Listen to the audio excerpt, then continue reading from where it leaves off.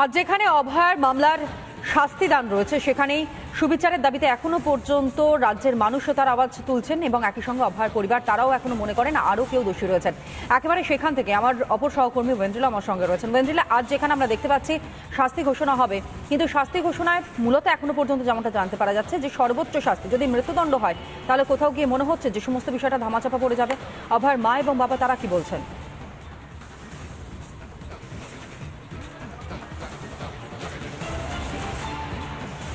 দেখো তনয়, একটু আগে আমরা দর্শকদের শুনিয়েছি যে গতকাল ঠিক কিরকম ভাবে আমরা দেখেছি যে অভয়ার বাবা মা কিরকম বক্তব্য দিয়েছেন। মানে এক কথায় বলা যায় যে আমরা প্রথম দিন থেকে যেদিন এই ঘটনা ঘটেছে তারপর থেকে আমরা দেখেছি অভয়ার বাবা মা এবং বলা ভালো যে গোটা দেশবাসী এবং দেশের বাইরেও প্রত্যেকে এই প্রতিবাদে কিন্তু সরব হয়েছে। সেক্ষেত্রে দাঁড়িয়ে তারা সর্বোচ্চ সাজাই চেয়েছেন এবং এক্ষেত্রে গত দুদিন আগে মানে শনিবার দিনকে যখন সাজা রায় সঞ্জয়কে দোষী সাব্যস্ত করা হয় তখন সেই সময় আমরা দেখেছিলাম অভয়ের বাবা মা বলেছিল যে তার মেয়েকে তো আর ফিরে পাওয়া যাবে না। সেক্ষেত্রে দাঁড়িয়ে যারা দোষী, যারা শব্দটা তিনি ব্যবহার করেছিলেন অভয়ের মা, কারণ এক্ষেত্রে তাদের মনে হয়েছিল শুধুমাত্র সঞ্জয় নয়, সঞ্জয়ের পাশাপাশি আরও অনেকে দোষী থাকতে পারে যাদেরকে এখনো পর্যন্ত কিন্তু সামনে আনা হচ্ছে না।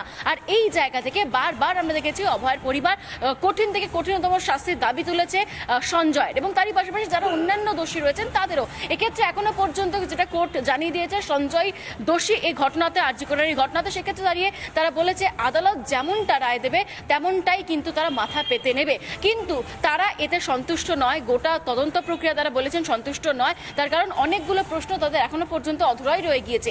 সেক্ষেত্রে দাঁড়িয়ে তারা এখনো পর্যন্ত সেই প্রশ্নের উত্তর খুঁজে চলেছেন এবং আর কিছুক্ষণ পর যেমনটা আমরা খবর পাচ্ছি যে তারা বাড়ি থেকে বেরোবেন এবং বাড়ি থেকে বেরোনোর পর তারা যাবেন হচ্ছে শিয়ালদা কোর্টে। আজকে দেখো বিচারক শুনতে পারেন সঞ্জয়ের কথা, তারই পাশাপাশি তার পরিবারের কথা।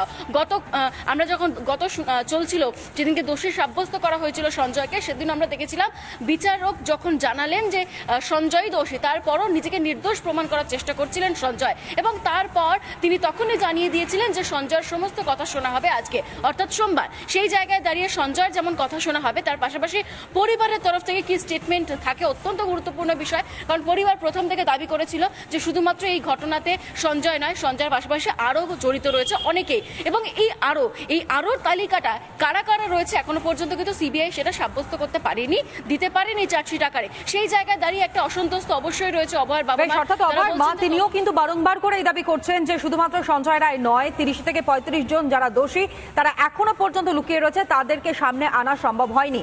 তুমি আমাদের সঙ্গে থাকো, অন্যদিকে সৈকতের কাছে আরো একবার ফিরবো। সৈকত, প্রত্যেকটা মুহূর্তের ছবিগুলো পাল্টাচ্ছে যত সময় যাচ্ছে প্রেসিডেন্সি জেলে।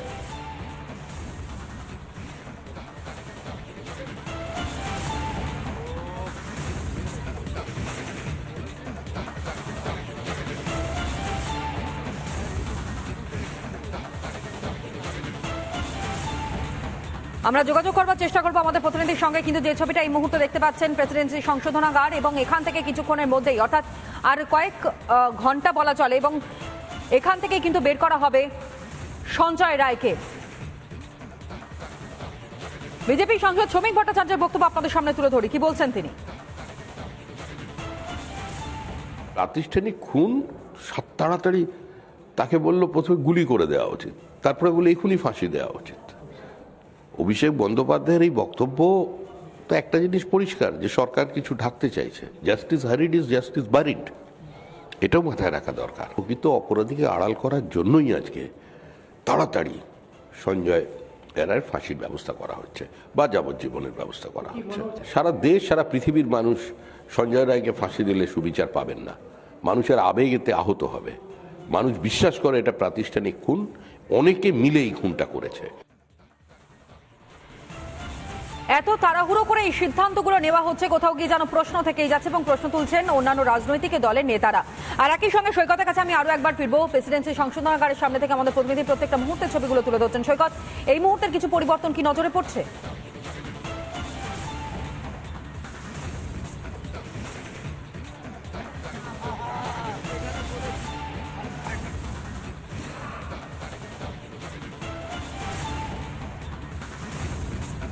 আমরা বারংবার যোগাযোগ করবার চেষ্টা করছি, কিন্তু সৈকতের সঙ্গে কথা বলবার আগে একবার পিঙ্কির সঙ্গেও কথা বলি। পিঙ্কি, শিয়ালদহ কোর্ট চত্বরে তুমি রয়েছে, এর আগেও দেখেছিলাম যে গত শনিবার ত্রিস্তরীয় নিরাপত্তা বলয়ে মুড়ে ফেলা হয়েছিল গোটা কোর্ট চত্বর। আজকেও কার্যত ছবিটা ঠিক একই রকমই ধরা পড়ছে।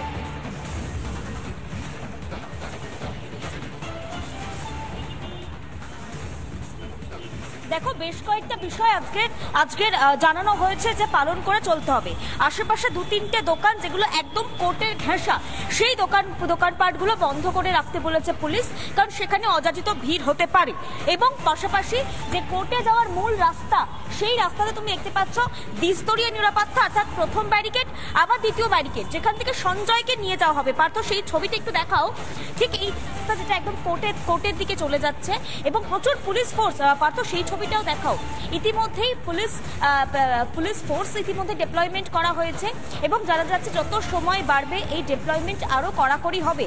আমরা 18 তারিখ দেখেছিলাম ব্যারিকেডের পাশাপাশিও একজন করে পুলিশ পিকেটিং, প্রত্যেকটা ব্যারিকেড পিছু একটা করে পুলিশ কিন্তু এখানে বসানো হয়েছিল। আজকে 20 জানুয়ারি, আজকে রায়দান। এই রায়দানের দিন আরো সেই যে নিরাপত্তার বেষ্টনী সেটা আরো কড়াকড়ি করা হবে বলেই জানতে পারা যাচ্ছে। আরো একটা বড় কারণ, তুমি জানো 18 জানুয়ারি WPJDF বা ওয়েস্ট বেঙ্গল জুনিয়র ফ্রন্টসের তরফ থেকে একটা বাইরে বিক্ষোভ প্রদর্শন করা হচ্ছিল। আজকে যেহেতু রায়দান, আজকেরও সেটা হওয়ার সম্ভাবনা প্রবলভাবে থেকে যায়। তার ফলে আজকে কিন্তু আরো নিশ্চিত নিরাপত্তা রাখতে চাইছে পুলিশ ডিপার্টমেন্টের তরফ থেকে। এবং দেখতে পাচ্ছ ব্যারিকেডগুলো কেমন রয়েছে সেটা দেখার জন্য ইতিমধ্যে একজন সিনিয়র আধিকারিক এসে পৌঁছেছেন এবং ব্যারিকেড ডিপ্লয়মেন্ট ইত্যাদি বিষয়গুলো ভালো করে খতিয়ে দেখছেন। তার কারণ এখন বাজে 9:30।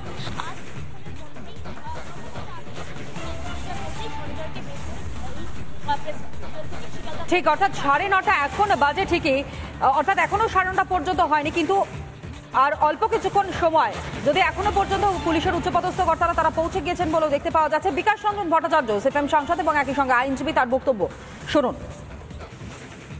এটার মধ্য দিয়ে এই যে ঘটনাটি ঘটেছে, যেটাকে আমরা বলি একটা বৃহত্তর ষড়যন্ত্রের একটা অংশ, সেটা কিন্তু প্রমাণ হচ্ছে না। যারা তদন্তকারী সংস্থা, তাদের প্রাথমিক দায় ছিল এই ষড়যন্ত্রটাই খুঁজে বার করা। সঞ্জয় যেদিন থেকে ট্রায়াল শুরু হয়েছে সেদিন সে বলছে সে আমি দোষী নই, আমাকে ফাঁসানো হয়েছে, পুলিশ অফিসাররা আমাকে যেমন যেমন বলেছে আমি তেমন তেমন করেছি।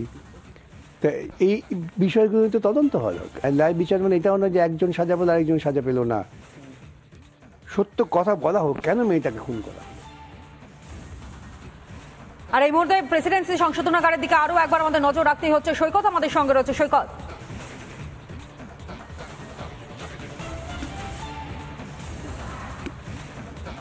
একদমই দেখো, প্রেসিডেন্সি সংশোধনাগার, প্রেসিডেন্সি জেলের বাইরে ইতিমধ্যেই কিন্তু সঞ্জয়কে এই জেল থেকে শিয়ালদা আদালতে নিয়ে যাওয়ার জন্য যে প্রিজন ভ্যান, সেই বিশেষ ধরনের প্রিজন ভ্যান চলে এসেছে। আমার ভিডিও জার্নালিস্ট রোহিতগণ সেই ভ্যানগুলি দেখাচ্ছে।